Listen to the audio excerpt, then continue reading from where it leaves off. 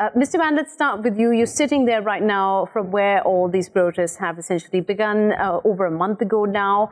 They've been largely peaceful. Now, with the reports coming in since Sunday that these violent clashes have been instigated by supporters of Hezbollah, Amal, tell us a little more how we can understand what kind of purpose they have and how are they instigating these sectarian divides, which have so far not, propped up in the protests. Well, to understand the situation right now, we need to understand what's going on behind me at the moment. What's going on behind me at the moment is, as you can see, we are on one of my sides. Rebuilding the Phoenix that was threatened by strong winds, and behind the Phoenix you can see the hand of the revolution that was destroyed, burned at least twice in the past month by violent protesters storming this streets every now and then, sometimes at night, sometimes in the morning, that they completely burned the hand behind us. The protesters now, at this hour, it's noon in Beirut right now. They're trying to rebuild the Phoenix to sustain it against strong winds, and we're trying to stay despite the weather. We're trying to stay on the streets.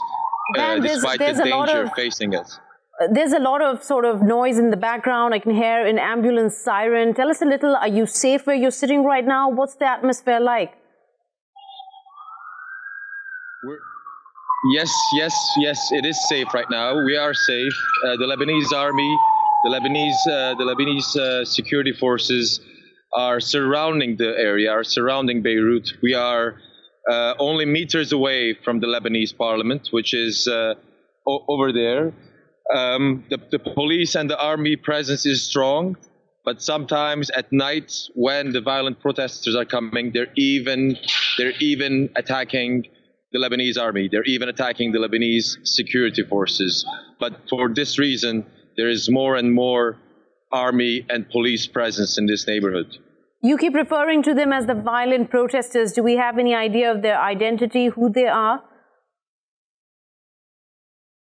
I don't really like to name them, but if you want to know, everybody around the world for the past 2 days saw the violent protesters with the flags of Hezbollah and the Amal movement, which is basically a little satellite party that is controlled by Hezbollah. They have taken to the streets with batons, rocks, stones to intimidate, terrorize women and children who have been on the streets singing, chanting for a better Lebanon, for a peaceful, modern Lebanon. They've been taken to the streets to destroy these hopes, to take them out of the streets so that they would take the streets again and they would take Lebanon back to where it was, back to the conditions that people were living in. Protesters have never referred to Hezbollah's arms, Hezbollah's militia organization, or anything of that sort. But it's surprising the way Hezbollah's militants and the leadership is reacting today, because it's as if when the protesters are criticizing and protesting against extremely difficult situation and extremely poor policies implemented in Lebanon, their reaction is as if Hezbollah itself is responsible. No one is saying Hezbollah alone is responsible, or no one is bringing Hezbollah into the matter.